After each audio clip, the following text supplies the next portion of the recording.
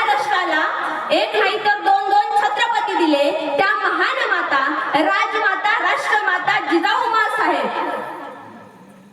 सह्याद्रीच्या छाताडावरती ज्ञान भवानी गाजे, अरे सह्याद्रीच्या छाताडावरती ज्ञान भवानी गाजे, काळजात राहती आमच्या रक्तात वाहती राजे. तुफान वर्जितो जाण जोखताना आग वकतो, या महाराष्ट्राच्या मातीचा राजा म्हणजे छत्रपती शिवाजी महाराज. नवसे कन्या पुत्र होती तरी का करणे लागे पती. माणसाला जीवनात नवसाने नाही तर प्रयत्नाने यश प्राप्त होते असं सांगणारे राष्ट्रसंत तुकाराम महाराज. गुलामाला गुलामीची जाणीव करून द्या, गुलामाला गुलामीची जाणीव करून द्या, म्हणजे तो बंड करून उठेल तुम्हाला आम्हाला गुलामीची जाणीव करून देणारे भारतरत्न विश्वरत्न डॉक्टर बाबासाहेब आंबेडकर. पृथ्वी शेषाच्या मस्तकावर तरलेली नसून ती कामकरी कष्टकरी यांच्या तळहातावर बसलेली आहे असा विज्ञानवादी विचार मांडणारे साहित्यरत्न अण्णाभाऊ साठे. दगडाच्या मूर्तीत देव नसून देव तुमच्या आमच्यात आहे अशी शिकवण देणारे संत गाडगे बाबा. ज्यांच्यामुळे आज मी इथं उभी आहे, ज्यांच्यामुळे आज कित्येक महिला क्लास 2 क्लास 1 अधिकारी होत आहेत आणि ज्यांनी मुलींची पहिली शाळा काढली असे फुले दाम्पत्य.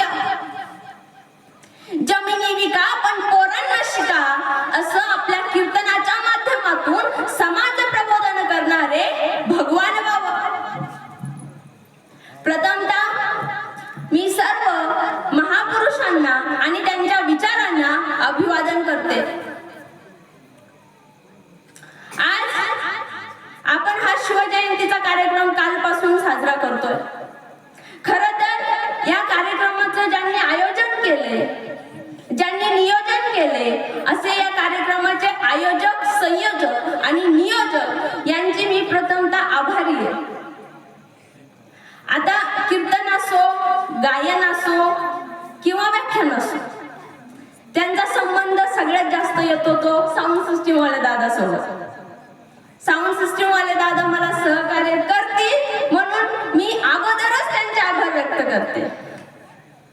आज छत्रपती शिवाजी महाराजांची जयंती साजरी करायला आपण इथं आलोय आणि तुम्ही मला ऐकण्यासाठी इथं आलाय, त्याच्यासाठी मी प्रथमतः तुम्हा सर्वांचे आभार व्यक्त करते.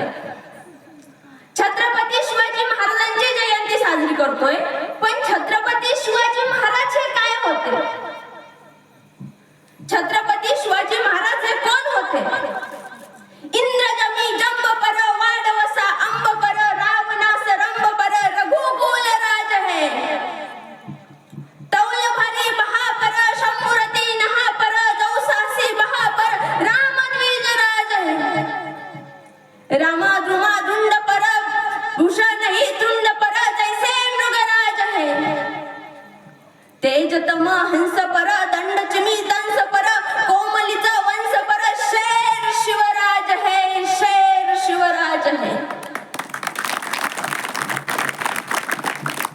ज्या छत्रपती शिवाजी महाराजांची जयंती आपण साजरी करतोय ना, त्या छत्रपती शिवाजी महाराजांचं स्वराज्य म्हणजे काय, त्या छत्रपती शिवाजी महाराजांचं शिवचरित्र म्हणजे काय.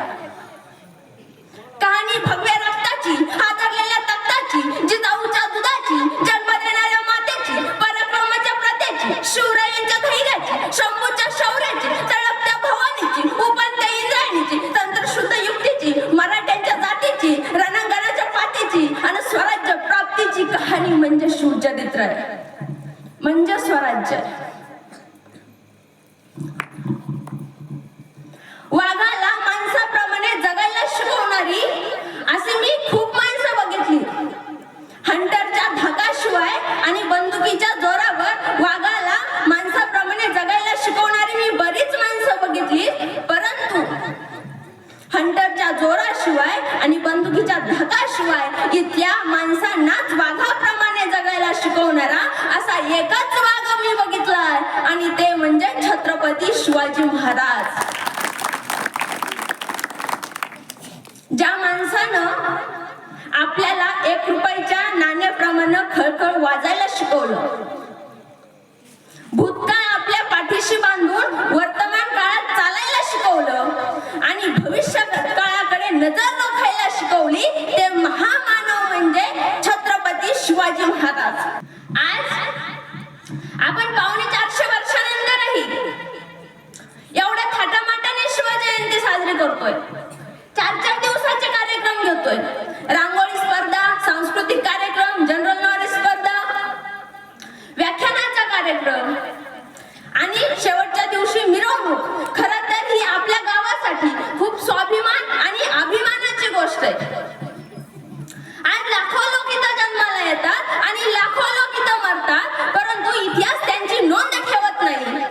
पण या महाराष्ट्रामध्ये, या भारतामध्ये एक असा राजा होऊन गेला की त्या राजाच्या जन्म आणि मृत्यूचीच नाही तर त्याच्या अख्ख्या पराक्रमाची नोंद अवघ्या जगानं ठेवली आहे आणि ते म्हणजे छत्रपती शिवाजी महाराज. तुम्हाला भविष्य काळात जर कोणी विचारलं तुम्ही कोणाच्या देशातून आले, अरे छाती ठोकपणे सांगा मी छत्रपती शिवरायांच्या भूमीतून आलोय. आणि याच मातीमध्ये एकेकाळी निजामशाही, आदिलशाही, मुघलशाही या सत्तांनी थैमान घातलं होतं.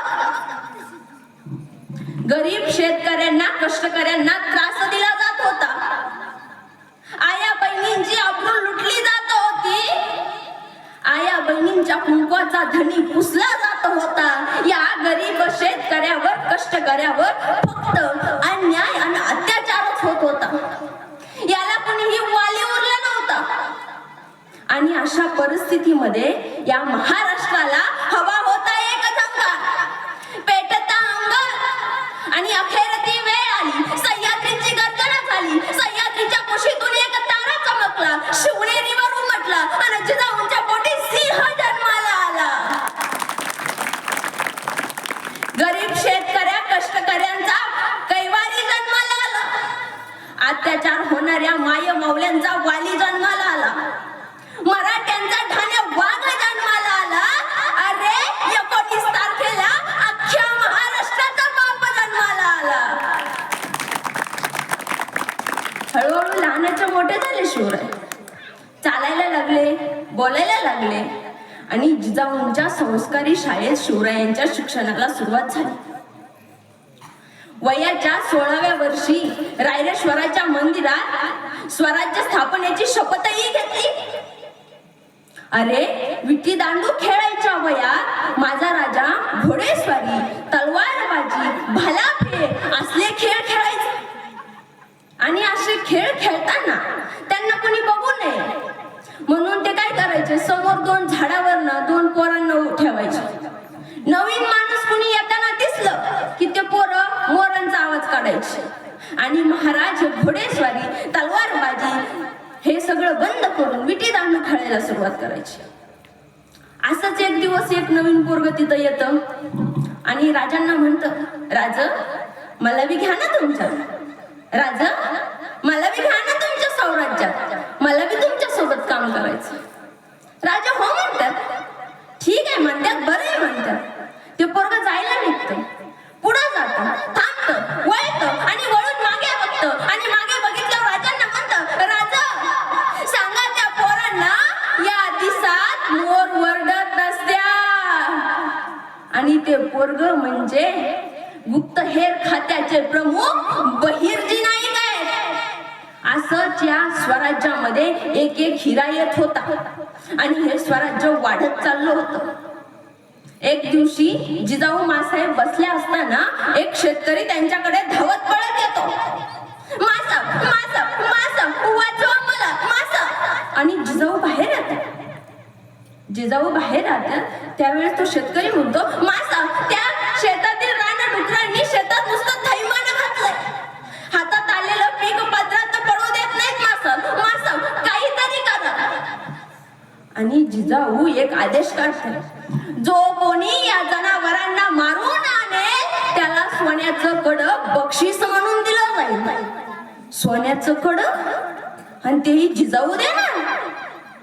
पोरांना ही बातमी एका झटक्यात गावात पसरली. प्रत्येक तर्ण बाण पोरं शेतामध्ये जाऊ लागले. एक एक जनावर मरू लागलं आणि प्रत्येकाला सोन्याचं कडं भेटू लागलं. एक दिवस एक पोरग जिजाऊ मासाहेबांकडे येतं. मासाहेब, हे बघा आणलं मी जनावर मारून. जिजाऊ म्हणतात, अरे एवढं जनावर मारून तुला आणायला कुणी सांगितलं? तू जर नुसती त्याची शेपटी जरी घेऊन आला असता तरी मी तुला सोन्याचं कडं दिलं असतं. आणि त्या पोराच्या फुंदक्या मात्र दाटून आला आणि ते पोरग म्हणतं, मासा गरज नाही मला त्या सोन्याच्या कड्याची. तुम्ही जर पाठीवरती थाप जरी टाकली ना तर अंगामध्ये 10 हातीचं बळ येतं. आणि जिजाऊ मासाहेब त्या पोराला जवळ घेतात आणि विचारतात, बाळा तुझं नाव काय? आणि ते पोरग सांगतं, तान्हा. आणि पुढे त्याच तान्हाजीराव मालुसरे होतो. असाच एक हिरा स्वराज्यामध्ये येतो. आणि हे स्वराज्य आता वाढलं होतं, बहरलं होतं, फुललं होतं, खूप मोठं मोठं मोठं झालं होतं. एक दिवशी शिवाजी महाराजांना औरंगजेबाला भेटायला आग्र्याला जायचं होतं. आता त्यावेळी राजांना वाटतं, मला आग्र्याला जायचंय, खूप लांब जायचंय स्वराज्यापासून. मी गेल्यानंतर हे स्वराज्य कसं चालेल? मी गेल्याच्या नंतर या स्वराज्याची अवस्था कशी असेल? म्हणून राजे काय करतात, मावळ्यांची परीक्षा घ्यायची ठरवतात. आणि परीक्षा घ्यायची ठरवल्यावर एक रात्री महाराज एका किल्ल्याच्या दरवाजावर येऊन उभे राहतात आणि त्या पहारेकऱ्याला म्हणतात, दरवाजा उघड. पहारेकरी काय दरवाजा उघडत नाही. तो म्हणतो, स्वराज्याचा नियम आहे, सूर्यास्ताच्या वेळी दरवाजे बंद होतात आणि सूर्योदयाच्या वेळीच उघडतात. मी दरवाजा उघडणार नाही. पण तो पहारेकरी म्हणतो, तुम्ही एवढ्या रात्री आलाय, तुम्ही कोण आहात? त्यावेळेस राजा म्हणतात, मी स्वतः छत्रपती शिवाजी महाराज आहे. तो पहारेकरी किल्लेदाराला बोलवून आणतो आणि म्हणतो, किल्लेदार तिथे येतो. राजा म्हणतात, अरे मी आलो, दरवाजा उघड.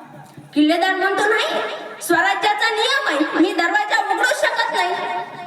राजा म्हणतात, अरे मी सांगतोय तुला, तो नियम मीच बनवला आणि तू मलाच दरवाजा उघडत नाही. आता किल्लेदार म्हणतो, नाही. किल्लेदारानं उत्तर दिलेलं फार महत्वाचं आहे. किल्लेदार म्हणतो, माझ्या स्वराज्यामध्ये. कोणाच्या स्वराज्यामध्ये? माझ्या. कारण राजा म्हणायचे, हे स्वराज्य रयतेचं आहे, जनतेचं आहे, प्रत्येकाचं आहे. म्हणून किल्लेदार म्हणतो, माझ्या स्वराज्यामध्ये जो नियम सर्वसामान्यांना आहे ना, तोच नियम राजाला सुद्धा आहे. आता राजा म्हणतात, माझ्यापेक्षाही कोणी मोठे का ते सांग, मी त्यांची परवानगी घेऊन येतो, मग उघड बाबा तू दरवाजा. किल्लेदार म्हणतो, हो आहे ना, राजगडावर जिजाऊ मासाहेब आहेत, त्यांची परवानगी घेऊन या, मी उघडतो ना दरवाजा. राजा म्हणतात, अरे तोपर्यंत सकाळ होईल. किल्लेदार म्हणतो, सकाळ झाल्या उघडणार ना दरवाजा मी. किल्लेदार काही दरवाजा उघडत नाही. राजा म्हणतात, रागानं, मी तुला शिक्षा दे, मी तुला दंड देईन जर तुम्हाला दरवाजा नाही उघडला तर. किल्लेदार म्हणतो, मला दंड द्या, मला शिक्षा द्या, पण मी दरवाजा उघडणार नाही. शेवटी सकाळ होते. सकाळ झाल्याच्या नंतर किल्ल्याचे दरवाजे उघडले जातात आणि दरवाजे उघडल्याच्या नंतर तो किल्लेदार राजांच्या जवळ येतो आणि राजांना म्हणतो, राजे, माझ्यामुळे तुम्हाला रात्र बाहेर काढावी लागली. मला तुम्ही जी शिक्षा देताल, जो मला तुम्ही दंड देताल, तो मला मान्य आहे. कोणतीही शिक्षा द्या, कोणताही दंड द्या, मी भोगायला तयार आहे. त्यावेळेस राजे त्या किल्लेदाराच्या जवळ जातात आणि म्हणतात, वारे शपास पठ्या, राजापेक्षाही कायदा मोठा. आणि त्या किल्लेदाराच्या हातात आपल्या स्वतःच्या हातातलं सोन्याचं कडं घालतात आणि म्हणतात, तुमच्यासारखी स्वराज्याची नियम व कायदे पाळणारी माझ्यासोबत माणसं असतील तर मी नसताना सुद्धा मला या स्वराज्याची चिंता नाही. आपलं कसं आहे, आपण लगेच पोलिसांच्या, आपण जर एखादं सिग्नल तोडला ना, पोलिसांनी आपल्याला थांबवा, आपण कसं करतो, तुला माहिती मी कुणाचा डाव आहे, तुला माहिती मी कुणाचं नगरसेवक लाईन बोल बोल नगरसेवक आहे. अशी आमची अवस्था आहे. तुम्हाला माहिती का आपलं कसं झालंय, चिप्स पॉकेट सगळे खात्यात, माहिती ना, 10 रुपयाचं चिप्स पॉकेट, 3 रुपयाचे चिप्स आणि 7 रुपयाची हवा. तसं आपल्या डोक्यात नुसती हवा भरली आहे आणि ती हवा कमी करण्यासाठी आपल्या प्रत्येकाच्या पोहोचणं गरजेचं आहे.